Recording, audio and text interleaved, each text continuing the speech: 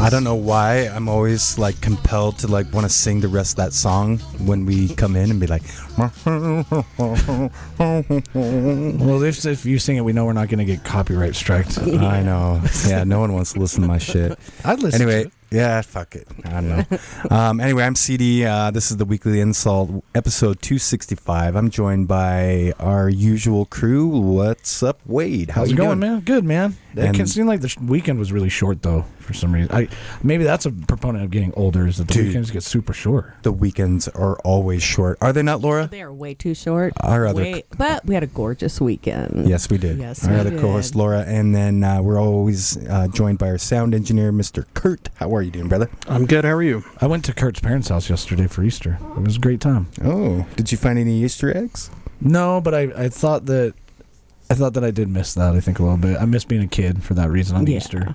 Easter eggs for me is like watching Star Wars and like seeing some weird fucking nerd director usually like making an appearance or whatever. My friends of mine that I frequent the bar at with, they will do like their own Easter where they do an adult Easter. They go to Mesquite and they buy mini bottles and then fill plastic Easter eggs with them, and then they release you to the yard. I need to know you guys. We were just talking about that last night. Yeah, they didn't do it this year. We have a special guest in the studio, Mr. Corey Layton. How are you doing, brother? I'm doing amazing. What's up? I think I called you mother instead of brother. Sorry. How you doing, brother? I assumed it was going to be motherfucker. How you doing, mother? Well, motherfucker too, yeah. It's good to see you, man. Corey, you've been an old friend from back in the day, and I'm glad that you're on the show today.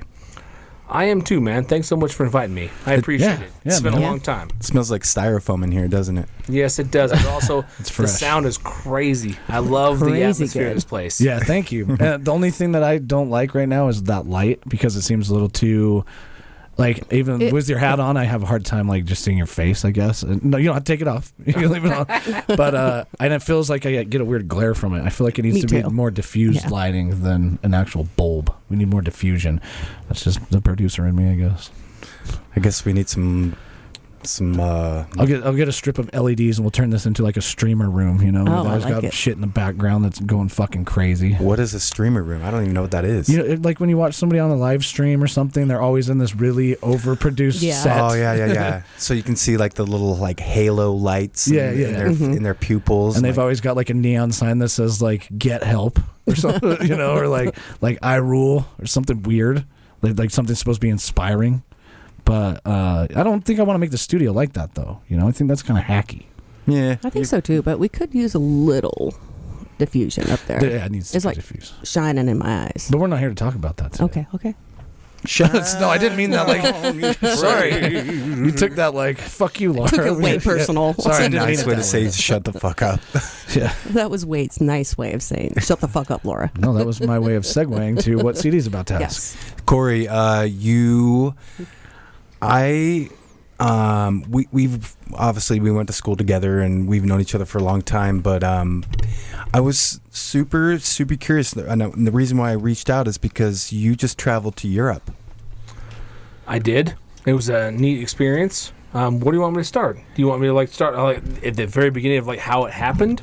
You can start wherever you want. I just saw your fucking beautiful fucking car that you got, and I know I kept it a secret because it's more like my friends have this thing. It's a palm tree thread, right? We have this palm tree. Shoot a picture of a palm tree onto the internet, and everyone goes, "Hey, what car did you get?"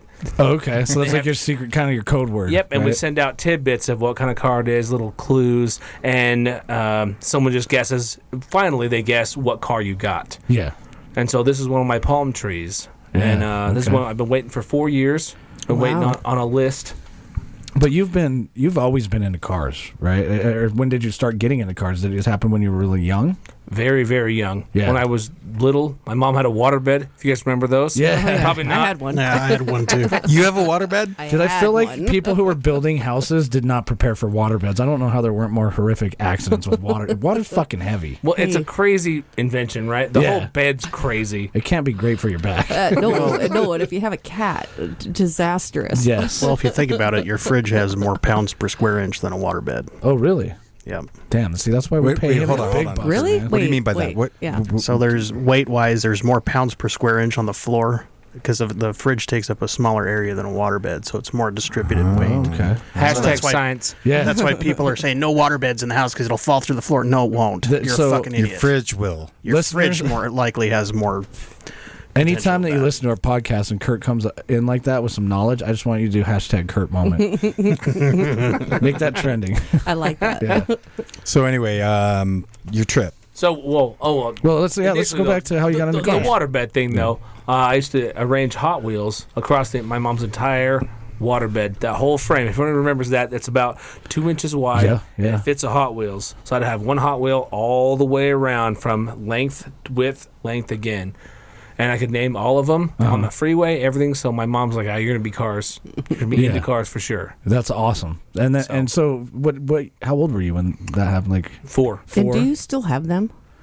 I have a lot of Transformers and a few Hot Wheels left, but not all of them. Doesn't that suck when Are you're they- a kid and like you had because I had Hot Wheels cars when I was a kid, and I just thought like the color changing ones really I was like, they're so cool, I'm gonna hold on to this forever. And then some point in my teenage life, my parents are like, he's not playing with Hot Wheels anymore. Let's get rid of this shit. And now some Hot Wheels go for like hundreds of dollars. Just like yeah. Barbies, It's crazy. man. Baseball cards. Yeah, Baseball cards, all that Barbies. stuff that we I took still for have all granted. of my baseball cards for I sure. think I have mine somewhere. Dude, Corey, did you have one of those RJD2 C3PO Hot Wheels holder? No, nothing like that. It's like a shelf. I had no Transformers along with the car, so I had Voltron and some other things like that. But I had Voltron's not Transformers, bro. I know, but I had same thing. No, Yeah, come same on, genre, it's the same man. thing. Jesus, we're gonna split fucking hairs here today. But what I did get into was the Hot Wheels tracks. Like, Oh yeah, those the were so the little cool. trigger. Yeah. You hit the trigger and just send Boom. that thing down the stairs. And over the loop and shit, I was like, how does this shit fucking work? And then that kind of led to getting into like the slot car tracks, because then it was like now I had a controller and you had to get I just basically buy all of the track parts that just make cars crash, In the meantime, all of our 30-year-old listeners are going like, what the fuck are these guys talking about? No, man, they grew up with that. They grew up with that. Maybe all the 20-year-old listeners are like, this is bullshit. maybe. But you know what I'm talking about. Yeah. It's so crazy. I don't feel old. I don't want to date myself or whatever, but it's crazy. I don't want to date you either. Yeah. Oh, yeah, I would. Yeah, you're good point. It's just crazy to think about how much things have changed over the years. You talk about Transformers or Hot Wheels or whatever, and now all that's just kind of not really existent. I mean, I think there is to a certain extent, but now it's mostly like online, right? Like, there's new Hot Everything's Wheels video games game. and Fortnite.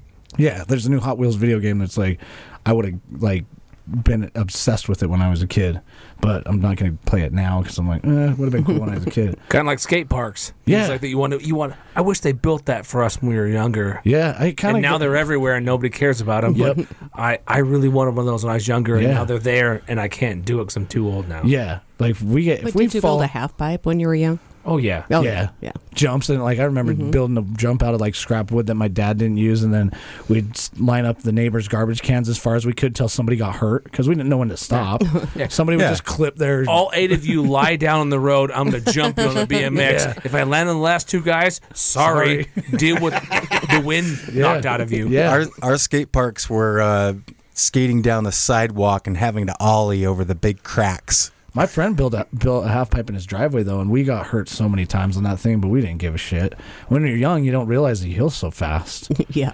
I think a really Not important so much question now, though. Yeah, I know. It takes me.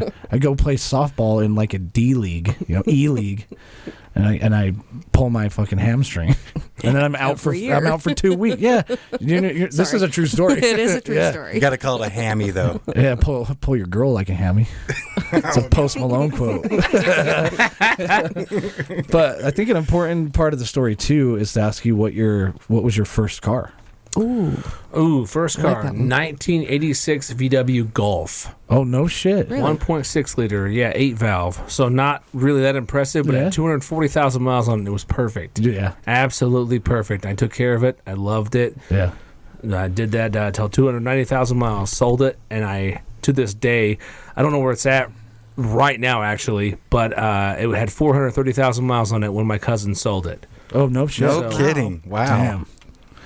Damn, I need to buy a Volkswagen. I just bought a Subaru, and I'm like, oh, this thing's gonna last forever. 430,000 miles. That's pretty impressive. That's a lot. Yeah. Amazing. I never expect that from any car. I just don't. I mean, Toyota. I've always been a Toyota person. I have a '98 4Runner, a 2005 Acura TL, and then I just got my 2023 Tacoma TRD Pro. But my 4Runner is like a fucking tank, man. It's the perfect mix of mechanical and electronic. Like the window motors are good, the automatic door locks are great. But I just love the thing that took me longest to adjust to with my new truck is that it's throttle by wire. So like I press the throttle and then the car's computer decides what I'm trying to do, and the transmission feels so weird. But in the 4Runner, it was just a cable that ran from the gas pedal to the engine, and there's something about that that's really great to It was just to like drive. go, right? Yep. And like same thing with manual transmissions. My 2005 Acura TL is a 6-speed manual. I love driving it because I feel like I'm actually driving it. You know, you got a shift. You can, pull up next to a Honda Civic, and you're like, you don't realize this has a V6, do you? I just think we're just making things better these days. Like cars are just better. It doesn't matter if you have a Hyundai or a Kia or a Subaru or a Toyota. Like just things are being made better these days. However, I think why in the fuck are we not going back to the moon? We are. Yeah, I want to know what your favorite car is. Do you have a favorite? Favorite car in the entire world? Favorite car of mine, or that I've ever owned, or that I've won? Both. Yeah. That's got to be such a hard question. Because I had to. It's like a favorite movie, right? Yeah. Or a favorite band. Very, very hard question because I would say the 49 Mercury I have outside Gorgeous. It's like my dream car because it was from that old Stallone movie, Cobra. Yeah. I had a 1950. I have a 49, which is almost the same thing. Old lead sled. I love that car. But it's also not a very good driver. So it changes the dynamic of what you really want to do. If you want to take it to the track, you have to get something else that's more track suited, that's more reliable, that does what you want it to do and handles well. Did you say lead sled? Yeah. I've never even heard that before. Pretty much what all the old cars are called that in like the 40s, 50s, Heavy 60s. shit. Ass cars. Like you run into anything with that, whoever's on the opposite end is in deep shit. Like it's a lead. It's just like a big piece of lead rolling down the road. It is. Yeah, and that was kind of a cool era too because that was when gas prices weren't what they were today, and so they were like, let's just get the biggest engine we can put in a car and go with it. The muscle car like era and then that luxury kind of creeps in, and then I think there was at some point a spin. And I'm probably saying all this stuff, And Corey's over there like, dude, this guy's going skip over so much shit. Aren't the 40s cars like gangster cars, like Bugsy Malone? They're the post-war cars. Yeah. They're all after like 1947, basically 47 forward are the post-war cars. If I was a bad person, I'd totally be like, can we just go get 2 Tommy guns and do a drive-by in your car? I just want to roll down the street and just shoot a house. You're like, I've seen Dick Tracy 3 times, motherfucker. I had a Dick Tracy lunchbox. Let's go shoot some fucking things, But then I think what was cool for me with cars is then I started playing like video games. What was it called? Shit. Like Need for Speed Rad came Racer, out and like Rad Racing and all those things. And then all of a sudden the supercars started getting into like the Lamborghini Diablo. I remember being like, that shit, there can never be a better car than that. That just like, I thought it was so cool. And then the Dodge Viper came out, and these are all... Oh, dude, the V10, Dodge Viper. Oh, man, that was my dream car. Right, and now you look. I actually went back and priced out like an old Lamborghini Diablo. It was a white one, and they still wanted like $180,000 for it. I'm like, God damn it! I can't even get one for like $35,000. Yeah, they never get cheaper. No, These they don't. Crazy iconic cars never get cheaper. So we all had them on our wall. If you're a car guy, you had a Goldwing Mercedes, you had a Diablo, you had a Ferrari Testarossa, or Magnum PI's Ferrari. Yeah, you just had that. Yeah. All right, part 2. Favorite car you've ever owned? Favorite car I've ever owned up until this point was a 2016 GT3 RS. Oof. Porsche. Ooh. Yeah, Porsche. Porsche. It's a family name, so everyone knows how to say it. It's Porsche. I just always say Porsche. Is that the thing? Is it Porsche or Porsche? It's Porsche. Porsche, I think, but I always make the mistake saying Porsche. I've always said Porsche. And it's okay. People that own them still call them that, but still, like, that's the proper pronunciation is Porsche. Yeah. A Porsche is a Porsche, of course, of course. So the car that you just mentioned is the one that we recently sold. I did. Yeah, and then you had a really, really unique experience because you went out of the country to get your latest edition. How did that go? You went to Europe. Man, it was a long time coming, man. It wasn't. What kicked it off? What kicked it off was obviously me just wanting that car and wanting to be there's a thing called the list for Porsche, and you have to really be on it, and you have to sit there for a long, long time and wait for it. Look at that thing, man. That we've got it up on the TV here. Ooh, that's actually pretty much my car, only with white wheels. Oh, no shit. That's That's exactly my sexy. car.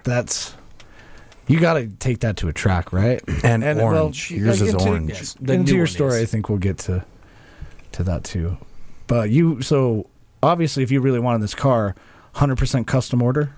Yes. Yeah. So you don't like go to a dealership and say, hey, this would be like, so for example, my Tacoma, I went in there and they're like, here you go, here's the Pro, pick your accessories and your color and everything. I waited a little while and I got it, and then walked out the door with a big car payment. But you got to probably build a lot more. You probably put a lot more thought into it than a car like that. I'm sure they have options. I wouldn't say a lot more thought into it. It's more the fact that you can't, no matter how much money you have, you don't walk into the dealership and go, can I have that car and can I build it? And here, please give it to me. Yeah, it doesn't here's work the like monies. that. Right. You have to wait for a very long Yeah. time and then build it. And then the experience becomes what it is. You just build whatever you want, and you have this option that most people don't take, unfortunately.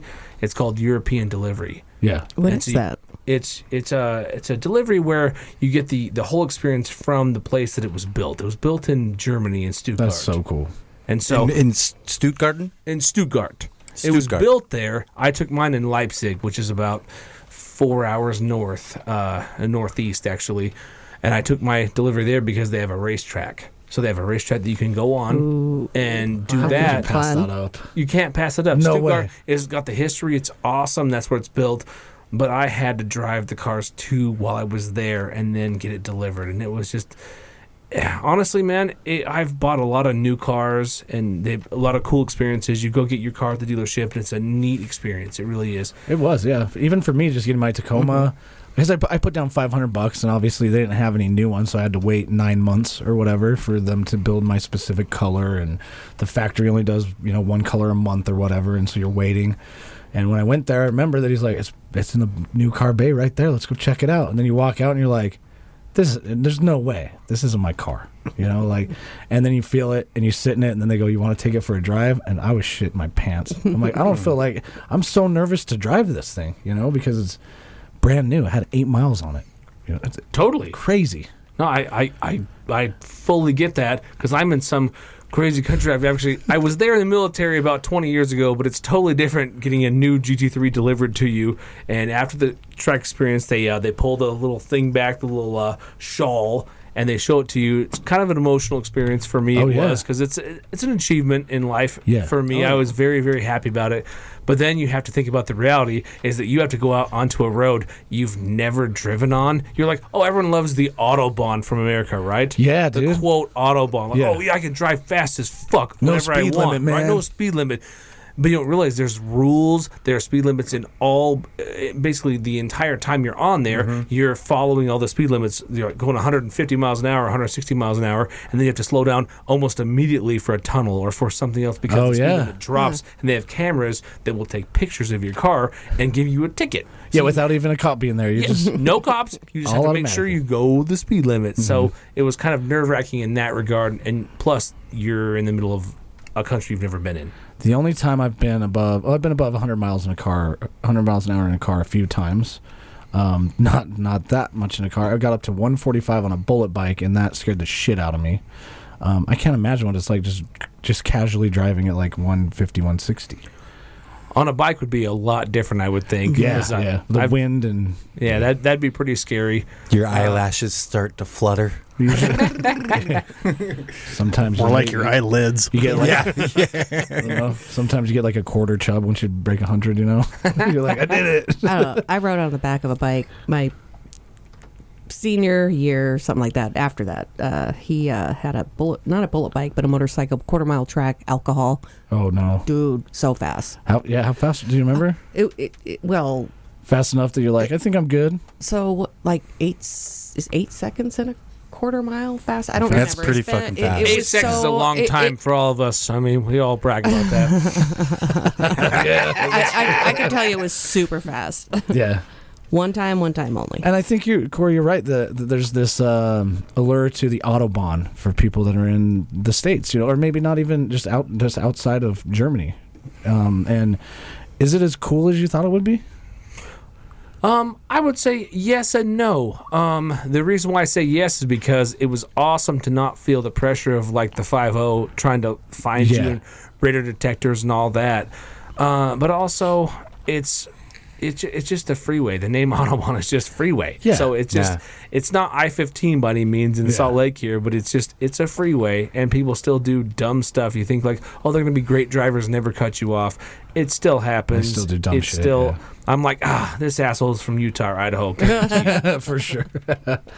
I think so. You were, how long were you out there for? About a week. So a week you got, and when did you receive the car? The first day you got there was like the second day? No, second day. So we got acclimated. Like we flew out the 28th, and it took us with the time change, jet lag and stuff. All that. It took about 20 hours basically to get there, and then we stayed in Leipzig, and then the next morning. So basically, it felt like one day, but it was two because of the time change. Yeah, yeah. So then we took delivery the next day, and then we went. Explored Germany for a while and went down to Prague in Czechia, and Prague was the coolest place ever. Was it really? Fantastic beer and wonderful. Nice. It was almost like New York, just the city's alive, cool. Tons of history. The history there is crazy. I'm sure you ate some really great food too. The food was like, it was all right at first, and we found some like local joints that was really good. Yeah. But it took us a little while to find that. Yeah, I think that's normal. And because we didn't want to go to like somewhere normal like McDonald's, right? Because they have them, but the process in McDonald's is just totally backward there. Everything's just different. It's not like it is here. It's not convenient like it is in the United States. Yeah. We take that It's for more of a granted. sit-down restaurant, right? Yeah, but also just the way they do it. It's just everything's different the way they do things over there versus in the U.S. Everything here is like almost like force-fed to you. It's really easy. There, they think you're an adult and go over there, get your stuff, and just well, you don't want guy. You don't want to fly 4,000 miles to go to Burger King either, No, totally. I did go to McDonald's when I went to Bulgaria though, but I've told that story before. I wanted to try the chicken Whopper. How dare it was you? Fucking horrible. So did you watch your car get on the boat? No. Unfortunately, you can't do that. We spent our time in Europe and then drove it back. We went through on the way down from Leipzig to Prague. We actually took like all the little towns, all the little small roads, and it felt kind of odd because I'm in this crazy loud orange vehicle, and there's like not horse carriages, but like just tiny little vehicles, and just everyone's staring. Everybody thinks you're from Top Gear or something. Yeah, like something. Hey, where's the TV show behind him? And like, I didn't like that attention. I'm just that guy. I don't like the attention, even though I bought this damn car. Yeah, and that car, 100%, and being orange, that attracts attention. For sure. Yeah. Blowing little Fiats off the road. Even the car you have outside right now. I used to have a Fiat. You used to have a Fiat? Yeah. Really? Yeah, you want to see what I used to have? I actually pulled it up. Just oh shit, he was waiting for this. Showing off. Oh, I remember you showing me this. Your Fiat was cool, man. yeah. To the listener, that is a fucking cool looking car, man. It's a 1982. Yeah. Fiat Spider 2. Damn, that thing's worth more than my car. It's sold. Yeah, I don't know when paid it was $2,000 for it. It was not in that shape. Yeah, I remember you telling me to do this. And I think that like that was your first car? No, that was just a project car that I gave up on later. See, and I think that It happens, unfortunately. Yeah. anybody who's been into cars, I think you're always like. I remember for a while I had like a Subaru WRX STI on my like computer background, being like, when I graduate college, this is the only thing I want, and then shit changes, know. That and Fiat also, had the reality of getting it sometimes too is like not as cool as like what you wanted. You pictured this grandiose thing, and you get it and go, "This car's not what I wanted." Yeah. Did you shed a little bit of a tear when you had to go take the car back, and then it's yours, but it's going to take a while to get here. So do you like talk to it like I do with my truck? I'm like, hey, I love your truck. I'll see you again in a minute. It's funny you say that because like I pretty much I feel like I'm not an emotional guy. My daughter being born obviously made me a little bit more like emotional about things, but it being delivered, I teared up a little bit when it was being delivered. It was so special. And you've been thinking about it for giving so it back long. was almost just anxiety. I'm like, gosh, please get there, get back to the U.S. fast. I hate giving this back to you. This is mine. That makes sense, yeah, and especially putting it in a shipping container and all that. I think that my Tacoma came from, I think it's built in Mexico or assembled in Mexico, and the guy's like, it's on the boat right now, and then my parents were making jokes like, wouldn't that be funny? That's the one boat that fucking sunk. I'm like, no, that wouldn't be funny. No, not funny at all. No. Then I would have to wait longer. I would want to bubble wrap it and bubble wrap it again. And I think that's because you're kind of putting like your baby into somebody else's hands, and you just have to trust that they are going to take the right precautions to ship it. I think Porsche probably is qualified to do that, but there's always accidents. There's always human error. You never know. Y'all are sounding like Nicolas Cage from fucking Welcome to the Rock. That's Sean Connery, but Gone in 60 Seconds time. Yeah, Gone in 60 Seconds. Yeah, like, all right, Eleanor, come on. Yeah. I didn't know what We need to get you home. We need to get you home. I talked to my Memphis house. Reigns. I talked to my house because I feel like if I give it happy thoughts, then maybe I can get my AC, my air conditioner, to last for one more year. I don't. If it works, it works. It's been working so far. But I like with my 4Runner, I had a really emotional because I drove that through like right when I got out of college. I want a 4-wheel drive car being in Utah, and I've went snowboarding in that, drove that thing for like 15 years, and then I got the new truck, and now I'm getting ready to sell it. And I remember the last time I went down to St. George, I think it was with Drew, my sister, I was like, it's kind of weird that this is the last time I'm going to be driving this thing this far, and then get the truck, and I'm like, you were a good car. Like, it got me through a lot of my life, so it's kind of emotional. And everybody's like, you should just keep it. And I'm like, well, I've got the Acura that I need to get rid of, and then I got the 4Runner and the new truck. I don't think it's just going to sit there, and I don't think that'll do it justice. I'd rather pass it on to somebody who's really going to love it too. And make their own memories. Yeah. For sure, yeah. I get it. And I think it's all like, so that makes sense being emotional because it's something that you've looked forward to doing for so long that once you finally get there, it tugs at your heart a little bit different. It does. That's how I felt about my Jeep last year. Yeah. Getting my truck was the same thing. You just recently got a new car too, and I'm sure it's like, it feels good, It's like, it's emotional kind of. Yeah. I mean, it's nothing like super fancy, but I love my Subi. And that doesn't matter. The fanciness, no matter what car it is, if it's something that you loved, that's like what makes it so special to you. It doesn't matter what brand it is, what car it is. I'm such a fan of, like, it doesn't matter if it's a Bugatti Chiron, some $3 million car, or down to this $1,500 car that got you to work. It's just something that you really, really, really like and enjoy. And hopefully the car that you get is something you do like. So if you're a car guy, you have to get that one that you like. Because when you get a car you don't like, you think about it every damn day. I'm not gonna lie. You drive something to work, like, I'm not gonna just an old Infiniti G20 story for me. Like, I went to work when I was like 23 years old and I'm like, this is a nice car, but I hate it so badly. Yeah. That was my motivation to want something more, was driving that. Yeah. And I think that for me too, like when I was getting my Tacoma, I obviously went to a Toyota dealership, and they knew I wanted it, and they can't build them fast enough. So he would send me like, hey, we're getting a TRD Pro, but it's the limited edition orange color. And I was like, I'm just not a fan of that. I really just want the gray one because I've had this picture in my mind for so long. I'll just wait. Says the guy that has the brightest orange coat on the planet.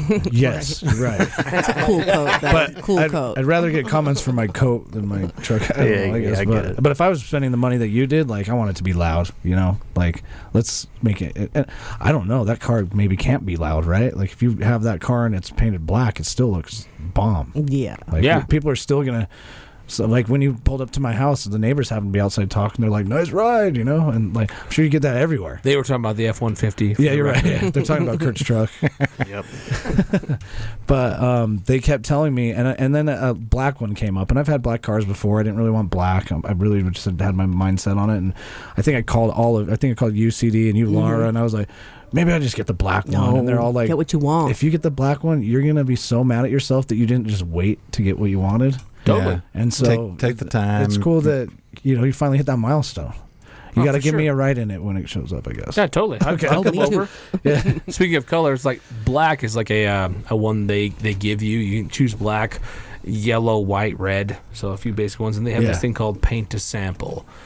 And it's a color that you like that basically Porsche doesn't offer, but then they go, you pay this ridiculous amount of money and you can choose your own color. Oh, really? And so this is one like I started with Porsche in 2007, and they had this car that was called it was a 2007 GT3 RS, and it was in pastel orange. And so that was the car I thought, like, you know what, this is the pinnacle of cars for me at that point. Anyway, so I got the opportunity to build one, and I wanted to do it in that color that I first saw a GT3 RS in. And so I got it in that color. So you just give them the extra money and go, will you please paint this? It takes longer. Yeah. But whatever, all the things, they let you do that, so that made it even more cool too. Like, it's my own car that I just built exactly how I chose every single thing I wanted, and they gave that to me. And the chances. Do you ever? I'm sorry. Interrupt. Do you ever worry that the color of your car will make you a target to get pulled over? I think just him owning that car makes him a target. No, because seriously, I like if I were to get that same car and I want to buy one of these days, I would paint it clear. No, I would. like I would. clear. The only Invisible word I man. can think of is Mirrored. safety vest yellow. Yeah, because I mean, Okay, Why? well, I just want a really loud, to be crazy loud. Okay. Yep. crazy loud. Yeah, obnoxious, fast that fucking car. That goddamn orange coat. I've had so many people be like, "I love that coat," and it's got the fur-lined hood. It's like I just walked out of like the North Pole, You did. and people are like, "Dude," mostly guys are like, "Hey, day after tomorrow," Hey, like give me shit. Hey, But every is your Jake middle Gyllenhaal. name Antarctica? and then they're just That protects jokes you like from that. wolves. Yeah, exactly. But then like all the women on the patio are like, "That coat's awesome. Like, where did you get that from?" I'm like, "Burlington Coat Factory. You know, it's the cheapest coat I bought in a long time, but it was cool." My You sister, want to touch it, girl? Yeah, I'll put the hood up if you want. Works for cars too. But yeah, I would expect that too. When I got my truck, one thing that always was on my mind was, I know whenever you get a new vehicle, I've heard many stories of you try to drive it like your old vehicle, and so you make a dumb mistake and like scratch the side of it up or something. You're like, shit, I just didn't realize the spatial awareness changed or whatever. Kurt accidentally backed into a cart return his truck.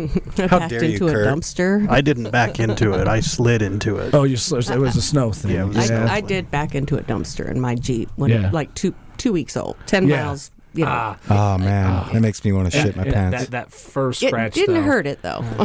And I even like with like even getting dirt in there, you know, like when you have a car that you've wanted for so long, it's like CD for the last like 4 times that I've been at his house, he's like, "Hey, let's bring Roscoe with." And I'm like, "I really don't want your dog hair in my new truck yet. Can we not?" And that's not a joke. That's it, right? I've been like, "Let's bring Roscoe," and I'm like, "New truck, man. Give me a month." Yeah, Or something. But let's get broken in a little I bit. finally let him in there the other day. We got to take a real quick break, a short moment of pause.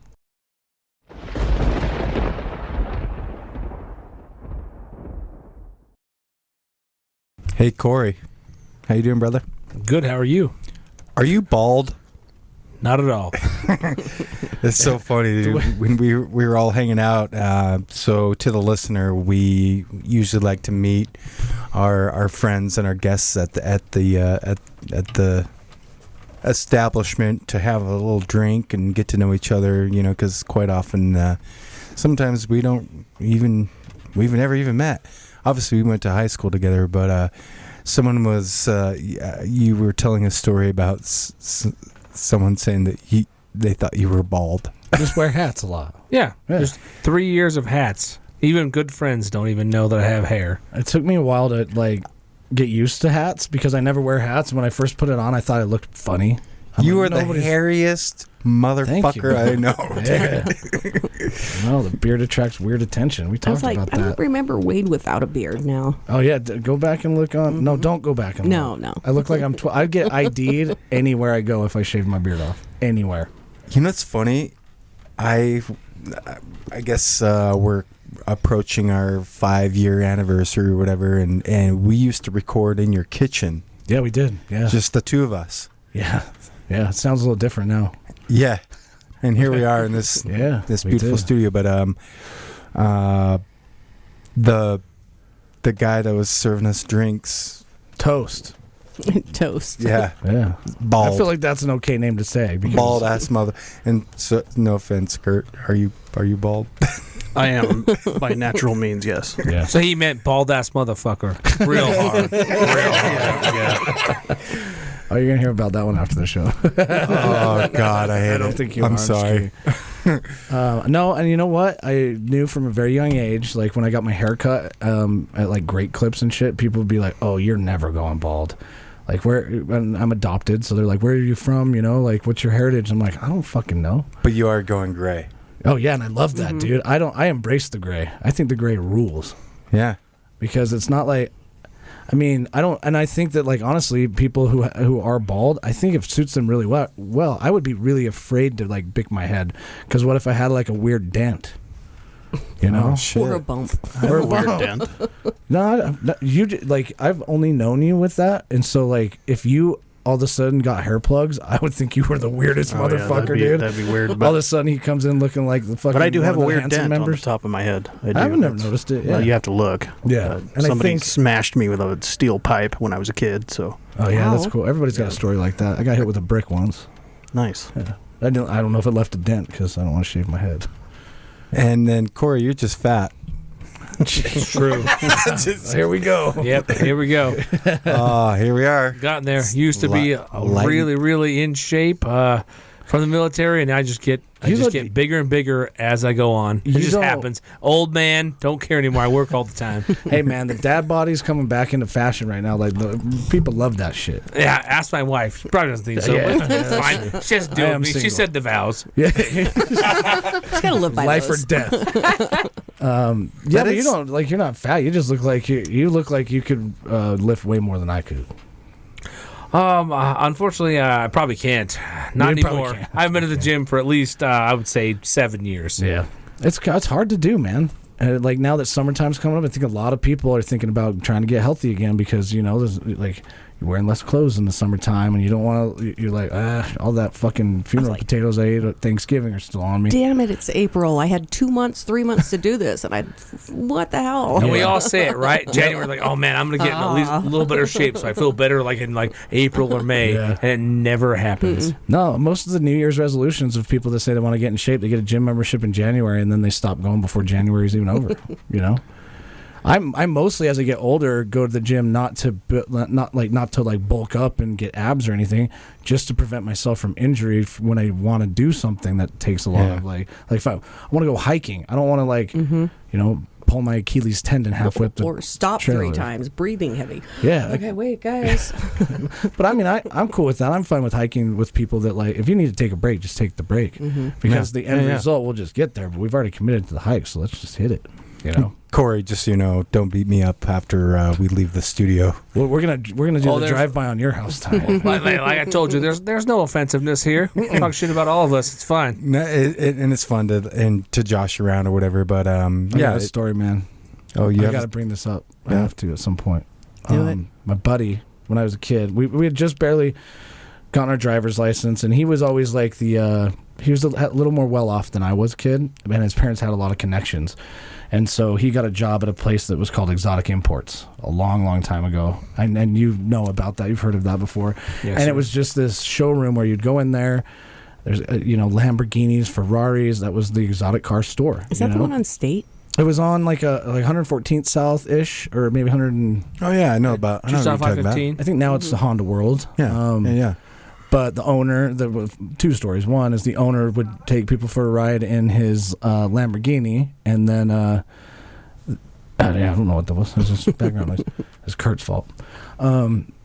He would take his Lamborghini out, and it was like a yellow Lamborghini, but he was like, come in my Lamborghini. He would drive down the freeway like 100, 120, 130, And then the highway patrol wouldn't even pull him over. They'd just go back to Exotic Imports. And when he'd get there, they'd be like, here's your ticket. Because nobody else in the valley had like a yellow Lamborghini, you know?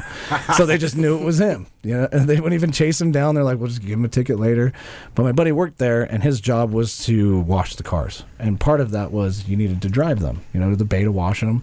And one day he was driving a Ferrari and backed it into a post. Oh, shit. And he was telling me, he was like, I have never felt worse in my entire life. So that leads me to a question for you, Corey. Have you ever wrecked a car that you really cared about? You know what? No, I haven't. And I'm going to knock on wood because knock on wood, totally. I'm not trying to send any bad juju. No, nothing significant, nothing at all. Would you consider yourself like a really defensive driver? No, I'm a very aggressive driver. And how fast have you gone? The fastest? The fastest ever? Mm-hmm.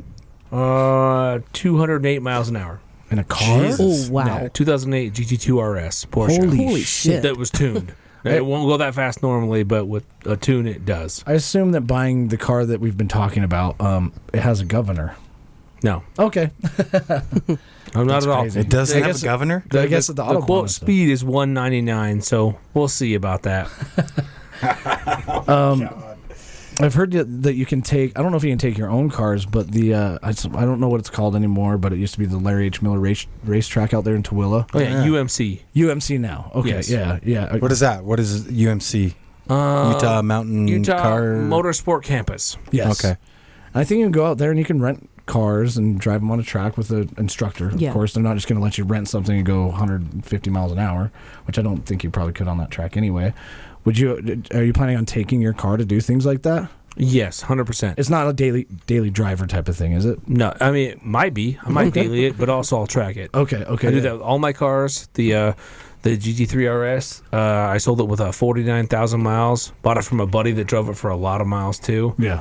We just like to drive. Yeah. It doesn't matter. Like, you pay a lot of money for a car. You don't want to have it sit in the garage. Right. Just I do agree. it. Use it. Yeah. It's not one of those pieces of art. Just it is a piece of art, but you want to use that. You paid for it, right? Yes. Might as well use it. And I think, like with my truck, they're like, you're going to get that scratched up. Yeah, it's a truck.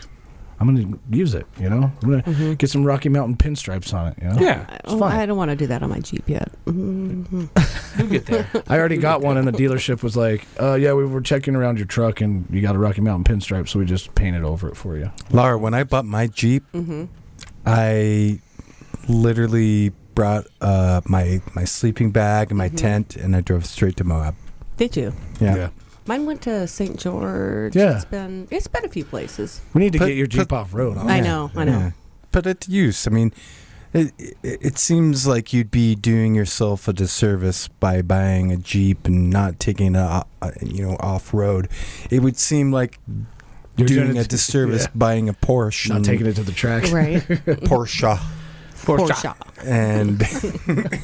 and not fucking just rallying it down the fucking Autobahn. Does it come with a warranty? Right, and 4 year, 50,000, and Okay, mine's a manual. Yeah. I had to order manual. You got to feel like you're driving them. Not Yeah. many cars are still available in that, so I had to order manual. You have this PDK, which is a double clutch transmission. Oh, shit. It's faster, it's better on the track, but I don't even care. There's no calls from Lewis Hamilton's F1 team for me, so I'm getting manual. I'm doing the shifting. I agree.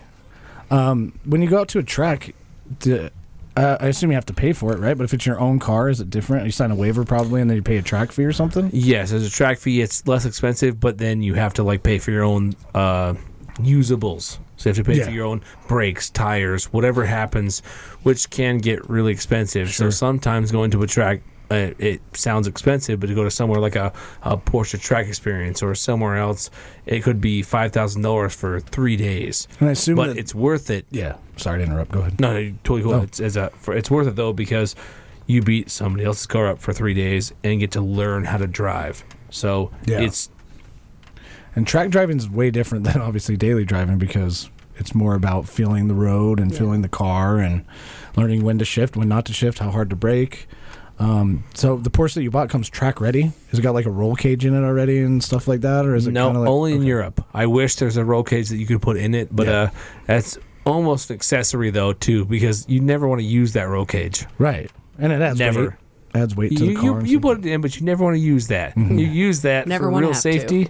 But that's probably got such a low center of gravity anyway. The chance it can still roll over. Don't get me wrong, but the chance of that is probably pretty low in a track situation. Very low. Yeah, very low. Well, so when you were going 200 and what miles an hour? 208. 208. How long did you go, and were you fucking freaked out? The crazy thing is it's a twin turbo engine, so it took no time at all to get to about 190. Like nothing. Like maybe half a minute to get to 190. And then after that, it was watching that odometer tick 191, 2, 3, 4. That felt like forever watching it. It was going out to Wendover. We all know what Wendover's like, right? Yeah. Everyone knows what that's like. I don't recommend it, but nothing out there. Nothing. And so, for when you're going about 200, though, it goes by real fast. You start getting real nervous. Yeah. No matter how much you love speed, I love it, but I was still a little bit nervous. I'm like, it's time to slow down now. Yeah. And then you go back down to a reasonable speed of about 120. and then you feel like you're not going fast. Yeah, then you're like, I'll get out and walk. It feels like I'm doing 30 now. This is boring. I've heard that same concept with like people that have been in the Air Force and then fighting like flying fighter jets. They come back and they get a civilian job flying like a commercial airline, and they're like. Yeah, and everybody's like, "Oh, that's cool. You still got to be a pilot." But like, no, I went from driving the Porsche to driving a city bus. Totally. I get that. Yeah, I totally do too. We had a guest on the podcast, Pete Lawson, who used to own a 911, and he's like, "Let's go to Wendover," because he's a professional gambler, and I'm like, "Hey, do you mind me driving your car out to Wendover?" And that had to give you anxiety, dude. And while he was sleeping, I drove his car. While he was sleeping, I fucking and don't let CD drive your Porsche. Don't ever let me drive your Porsche. That thing, yeah. It's fun though. They fucking zoom. It made me really sad. You mentioned this a little bit earlier that there's very few manufacturers now that will do a standard transmission or manual transmission. They just don't. I think I could get one in my Tacoma, but you're not driving the Tacoma fast. I'd rather just have an automatic. I think honestly, at my age, Acura stopped doing it. You can't get that anymore. But when you're driving a manual transmission, you feel everything, and you're like really connected to the driving surface you're on, the conditions you're in. And I feel like you're more in control though too. Yeah. Right? It surprises me how many kids don't even know how to drive one. Yeah. It's kind of like cursive. Right? Oh, yep. Exactly. Yeah, cursive. Exactly. I can't drive in cursive. I can't drive in cursive. And I had somebody say that to me. I with my Acura TL, I think because it's a 6-speed manual, a lot of the younger kids that are into racing or like street racing and faster cars. I've been through like a McDonald's drive-through. They're like, "How much you selling it for? Is it automatic?" I'm like, "No, it's a manual transmission." And they're like, "Oh, never mind." Like, you don't Which is learn? totally the reverse of every car enthusiast ever. But automatic, don't want it. Yeah. So now they're like, it's a manual. I don't even know what that is, so Yeah. I'll just buy the other one that I can actually drive. Put it in drive and just actually drive it. My dad put me through the weirdest shit when I was learning to drive a standard transmission. It was get in the minivan. We had a Ford minivan that was dog shit. It had the big stick shifter that was like almost level with you. It wasn't like the short one. Yeah, like a large march and charge. And the first thing my dad did was reference. I love it. the first thing my dad did was take me up Creek Road on that hill, and I think anybody in Utah knows where that is. Yeah. But it's like it's a good hill. I don't know the degrees, It's a steep but hill. it's steep. Yeah. And he was like, I think he was watching the stoplight, and he's like, "Yeah, turn here." And then it turned red, and I was freaking out. And he's like, "Well, you want to learn how to drive anything, right? If you can drive this piece of shit, you can drive anything." And he wasn't wrong. We drove that hill today. And it's nerve-wracking, but you get used to it, and anybody can learn how to do it. It's just a little coordination and listening to the engine. And I got to the point when in a manual transmission where based on the sound of the engine, I already knew what speed I was going. I didn't have to look at the speedometer. I knew, which is weird to get that intimate with a car, but it really makes you feel like you're driving, which I think is cool. And I'm sure you'll get that way with your Porsche. It sounds like that's going to be easy. Can you, with the dual clutch, do you have to push the clutch in? What is a dual clutch anyway? I don't even know what that is. So my car is a single clutch. It's a manual, but also the dual clutch is the PDK, it's basically an automatic transmission, but it has 2 clutches inside the transmission. It's really, really complicated, and I can't even tell you how it works. It's too complicated complicated for me. Mm-hmm. It's Is it a wet clutch? PDK. Okay. It's called I don't know. Porsche. I'm out of my element on this Porsche one. Double Kupplung. Something like that. It says it in German. Something like that. Kugelmunga. Not German. Porsche Kugelmunga. Something like that. Yeah. I remember when I was riding my bullet bike, the one of the things that the sales guy told me is like, you don't even have to pull the clutch in. If you're going fast enough, you just shift. You know, you don't have to use the clutch. It was I think they called that a wet clutch. Yes, so that'll be different than the double clutch. Okay. The double clutch is basically you just have the paddle shifter. Okay. Go upshift, and it just shifts for you. Oh, that's it's awesome. so super, super smooth. Mm-hmm. Great trends. Still just not a manual.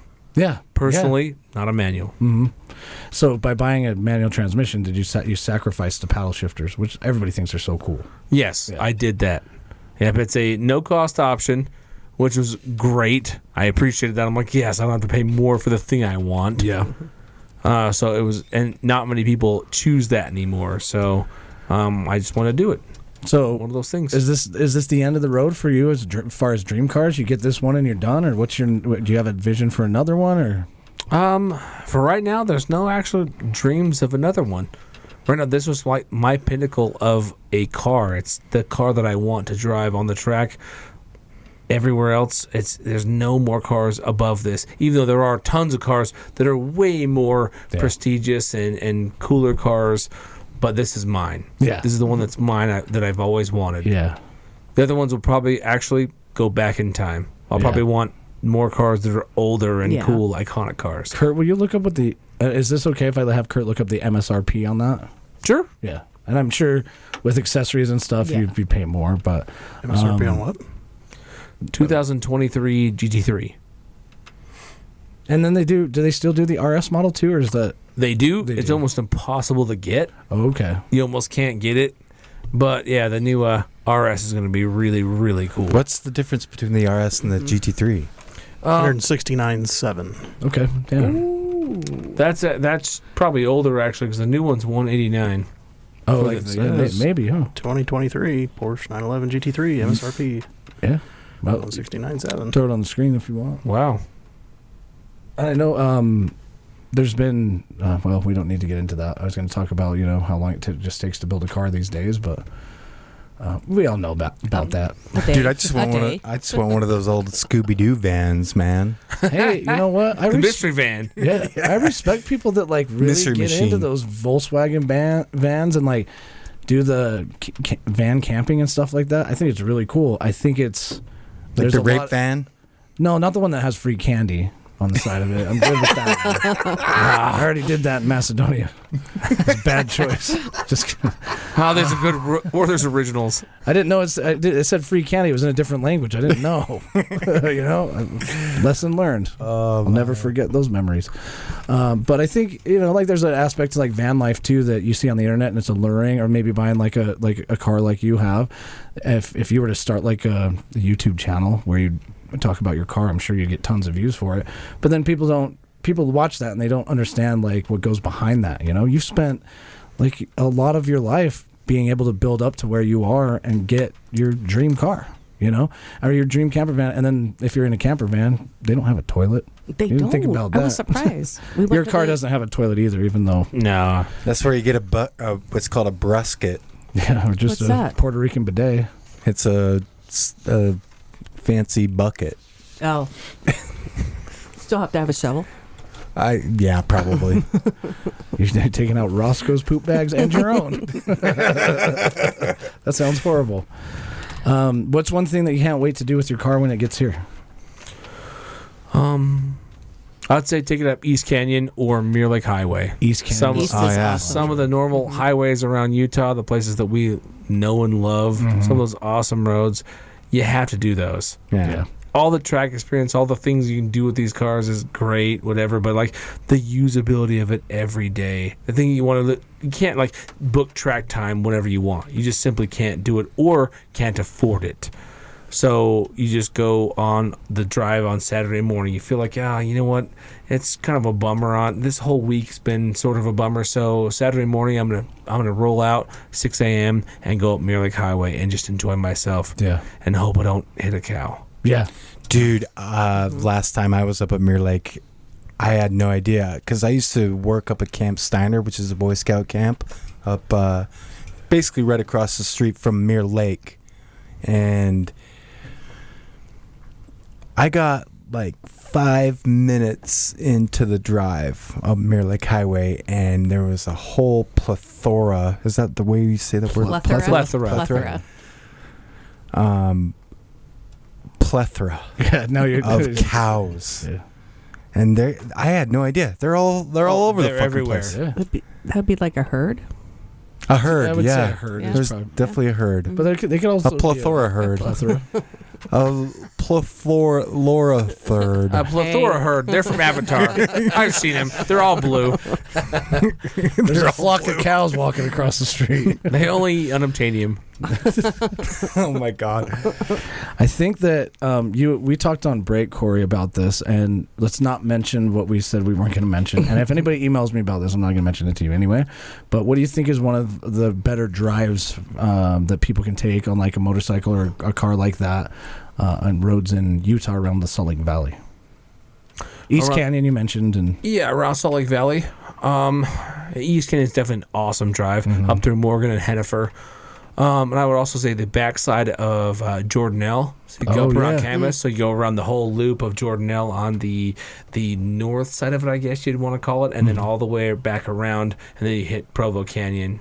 Or Nebo Loop. Nebo Loop Nebo down Loop is south, awesome. down south toward Payson is a really, really nice drive. I think that's another thing that people don't think about normally doing is just, I think the art of just taking the drive has been a little bit lost. And you just drive for the scenery and to drive and enjoy it. And, you'll find places and explore, especially with like my truck. For some reason with my 4Runner, I never thought that like going on a 4x4 trail was a thing. I always thought of Moab, right? But there's just places you can take your truck up to a very beautiful overlook, and you got to have 4-wheel drive to get there. Maybe not, but just drive to drive. And I always did that when I was younger.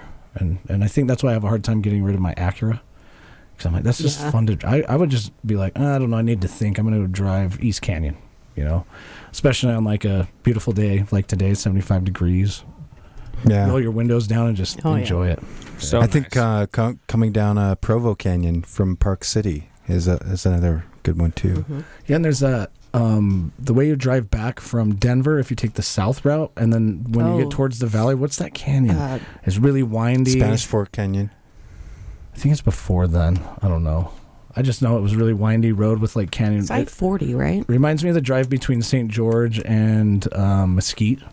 That canyon in Arizona. Yes. One of the funnest things to drive ever. And Canyon's awesome. they post those signs like 50 miles an hour, and you're like, nope, I don't care what I'm driving. I'm not going 50 miles an hour. There's always construction, though. Yeah. I think it's pretty clear now. I think you're talking about from Dinosaur Inn. Is that? Yeah. 40 maybe? Like around Vernal. Yeah. Yeah, I don't know. What, if you bought your Jeep, Laura, what would be another car that you would buy after your Jeep? Oh. If let's say you had any amount of money. Any amount of money? Yeah.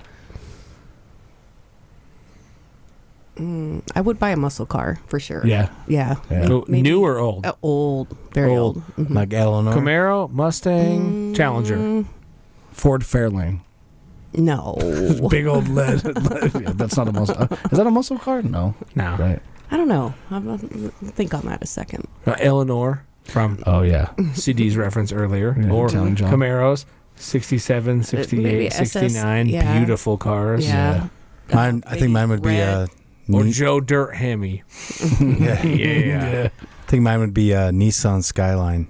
Ooh, the old one? The first gen? Yeah. With the mirrors that are up on the fender way up? Yep. Yes. Yeah, that's a good pick. I don't know. What about you? I'd buy something stupid. I'd Like be what? like, I don't know, I need a fucking Lamborghini. Yeah. And then I probably wouldn't appreciate it like you guys do. Honestly, I'd be like, this is not worth my money. I just want to love hear cars, that but- sound. Yeah. Like when you're talking about driving up Mirror Lake Highway, all I want to hear is that sound. You know what I mean? Oh, for sure. I do.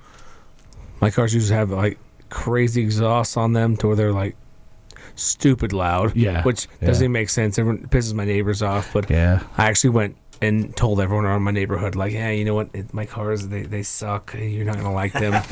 And everyone's like, no, we love them. We love them. One guy just shut his door. He's like, I don't even know who you are, and shut his door. I'm like, all right, that guy doesn't care, apparently. Yep. So I like him. Yeah, just more. And I live next to 13th East here, and I hear that all the time. And when I was a kid, I had that Honda Civic that I was telling you about, and I put a big-ass muffler, just a muffler, you know? I thought it was so cool. Sounded like a fucking lawnmower. I thought it was the coolest motherfucker.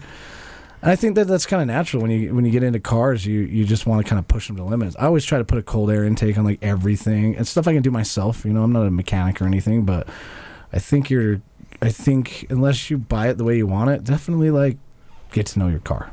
You know? It sounds like a John Travolta movie. Take it to the limit. Yeah. I'm just hearing. Damn, that's a good reference, man. But, yeah. Now we're back with John Travolta references with CD 101.5. Take it to the limit. You get a lot of anxiety when you're driving. I think a lot of people do too, and I think it's apparent based on the drivers in Utah that we talked about earlier. But you also have some issues with your eyes. Is that mainly what it is? Is when you're driving at night and stuff? Because you've tried to go to California and you've turned around because you're just I don't know, driving is just really difficult for you. I mean, I don't want to get like too personal, but I've had some tickets, traffic issues that led me to not drive for a long time, and so now just like getting behind the wheel again, getting used to it. Basically, what you need to it gives me stress, and also just being old, like an old geezer. I'm a fucking geezer. Yeah, you come are. On. No, seriously, Laura, I am a fucking. Really? I feel like a geezer when I get behind the wheel. I just want to I do like a 10-point check. You drive like a grandma. Yeah, I do like a 10-point checklist. You're lying. Well, when you're backing out, yeah, but then you get on the road and you're a horn guy. Oh, He's a horn guy. If he turns on I his blinker honk my horn, and you don't get out of his way, he's honking the fucking horn. I honk my horn multiple times a day. Like, if you are driving like an idiot, you're getting a honk. Corey, how do you feel about honking the horn? I don't. Two of my cars don't have them, so I don't even do it. I just avoid aggressive drive. Like I said, I aggressively drive. Your cars don't have horns? No, some of them don't. Yeah. Huh. I just drive on the shoulder. I do whatever I can to get around people. Yeah. Dude. And you've pissed people off, like honking your horn at them. Cause, dude, if my car didn't have a horn, I'd have one of those like Utah, like those, those old like blasters. Right? What are those called? Vuvuzela or whatever the hell? Like, I would have a trumpet in my fucking trunk just to. All right, got it. Early Chevy Nova. Okay. 60s. Yeah. 60s. I'd say late 60s. Late 60s. Hopefully. The bigger Nova, not the little tiny one. The tiny one with the fair lane, like what he's talking about. So the bigger one, it was like a Chevelle, kind of. Oh, dude, a Chevelle. Right. Okay, a Chevelle would be sick. A Nova, a lot like a Chevelle. Yeah, I think a Chevelle would be like every time I see an older Chevelle, I'm like, oh my god, that car just like save some pussy for the rest of us, man. I was gonna say, dude, if it's usually a 90-year-old knit, so he'll say it for us. If I was dating a girl like Laura and I picked her up in my Subaru or like my Honda Civic or something, and you had some fucking badass Chevelle, I'd be like, you're so emasculated. I'm completely emasculated. Like, oh shit. She's like, why don't I drive, honey? It's got fucking flames on the side. Now. She's like, what's the gas mileage on this thing? More dates. You want to know what I'd buy? What? Fiat. No. You already had a Fiat. I know. Maybe wants another one. I'll show you. Okay. Or an El Camino. I would love. I think El Caminos are really. Oh yeah, is that a McLaren? The fuck is this? A SpaceX spaceship capsule? Yeah, you sit in the center. That's kind of fire. That's a one-seater. That looks like electric, though, right? No. No Because way. the standard McLaren got a center seat, but that looks electric with a center seat. So maybe I'm wrong and I might get roasted for this, and that's fine. That's why we do a podcast. But isn't McLaren like known as the cheap supercar? No. Are you kidding me? No. Fuck no. They What's build the their cheap cars Lotus? only. Lotus. Is it Lotus? Yeah, Lotus would be. Okay, that was McLaren builds their cars to fund their racing team. Oh, okay. Dude, that thing looks sick though. Which is arguably not working out, but What's up with the front wheel? It's got like, is it like? it's for speed. You think it's brake just, cooling? Yeah. Okay. Oh, so it's sucking air in. Yeah, so it's for that- brake cooling. it looks like a shitty hubcap, but It it does. actually has a vent in there. Yeah. Yes, it does. That front wheel also. It and you probably said- matches that rear wheel, but they have that on there for brake To cooling. suck air in. That Yeah. front wheel is also an excellent air pizza go? cutter. Yes. You just throw your little. And you Caesars said in. unlimited money, so that's 2.1 million. Yeah. Cool. Oh, is that it? Yeah, that's it. Yep. That's I crazy. could think What a of so wug. many more things. What kind of wug would- 2.1 million on? Oh yeah. But with unlimited money, I mean, Well, I remember yeah, when unlimited. McLaren was the first $1 million car. yeah, That Yeah. first one, the F1, was so sick. Yeah. yeah.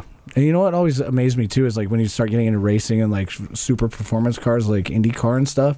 I remember watching that Top Gear where Richard Hammond drove. They were like, "Yeah, you can drive the Hamilton. F1." Hamilton, yeah. I always say Richard Hammond for some reason. No, it is. That's your it's dirty Hammond. uncle. It is Richard Hammond. It's Richard Lewis, Hammond. Lewis Hamilton is the F1, but Richard. Oh, Lewis Hamilton, yeah. Yeah. Sorry. Yeah. Yeah. Okay. So he drove it, and it was kind of this joke. And he tried, and he spun out in the first. And they're like, "You didn't get fast enough to push the brakes hard enough to warm the brakes up enough to slow you down." And he was scared, and he was an experienced driver too, Yeah, it which scared was the crazy. shit out of him. And I remember thinking, wait a second. There's people that have been driving for so long professionally that you have to push that car to its absolute limit, meaning you go as fast as you can when you can, and you brake as hard as you can when you need to. Yeah. And they know within a millisecond of exactly what they have to do. Otherwise, Yeah, I couldn't otherwise do it won't turn. Yeah, it doesn't work. It won't turn. To the point where they're coming up with like proprietary special oils for it that they won't tell anybody else. It comes in like a weird gas tank, like a 5-gallon gas can. They're like, I'm not telling you the ingredients in this shit. It's crazy. Yeah. But that does push, I think, like the world of consumer cars forward, you know, and ends up creating like Porsche being able to make like a really high level enthusiast car, which is cool. So It there's a does. huge culture behind It it. transfers. It trickles downhill. That's why we get cool cars for the road that Yeah. we can all drive. 100%. Yeah. Well, thank you so much, Corey. It's been an awesome show with you. Oh has yeah, been my fun. pleasure. Thank you guys for having me. I appreciate Yeah. Anytime, man. And the rule is once you're on one time, you got to come back. So, it. Hell yeah, I'm down. All right. I love it. cool. This I has looked been at- your weekly insult. I'm looking at Kurt like, The more awkward you make do I say it now? Or? I don't know. It's more of a feeling, you know? You just have to feel it. Don't stop feeling. We got to fix this cord. I almost just unplugged it again. Ooh, that'd have been bad. Don't stop believing? Is that what you're trying to say? Don't stop feeling? I don't want to feel anything. I'm not a Journey fan. Sorry.